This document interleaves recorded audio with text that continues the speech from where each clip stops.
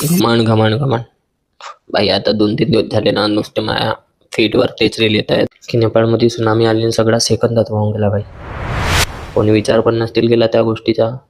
Even त्यांना पण नसतील केला विचार की भाई आमच्यासोबत काहीतरी असा होऊन जाईल.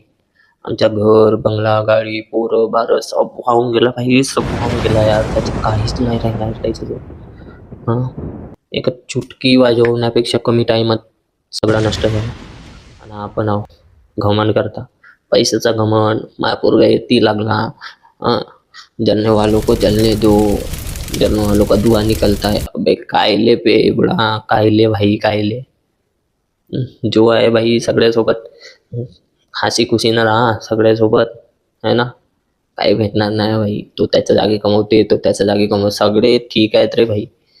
नको एवढा घमंड, आहे ना. 2 सेकंदाचा काम आहे भाई, सेकंदात मिनिटात गायब होते यार माणूस. आज तू म्हणतेस ना, उसके गान से धुआं निकल रहा है, उसके गान से धुआं. बे काही नाही अरे, सेकंदाचा काम आहे. तू आज जे म्हणून राहिलास, काही सेकंदात माहीत झालं तू या साला अस्ती उठली, निघला धुवा. का राहिला काहीच नाही ना. म्हणून म्हणतो भाई सगळ्यासोबत हसी खुशीनं राहा. आणि जो काही आहे तो आजमध्ये जगा. कारण की जो आज तुम्ही जगताय ना, ते तुम्ही वाचले पण, उद्यासाठी वाचले पण तुम्ही. तुम्ही जे आज जगताय ना, तोच तुमच्या उद्या बी कामी येत आहे. जो आज शिकून राहिला तो उद्या बी कामी येणार आहे.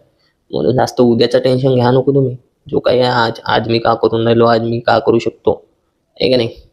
आजमध्ये जगा फक्त. जास्त डोक्याला भार नको द्या. नो. चल ठीक आहे. चला, खुश राहा, खेळत राहा, हसत राहा. Stay safe, stay long, stay strong.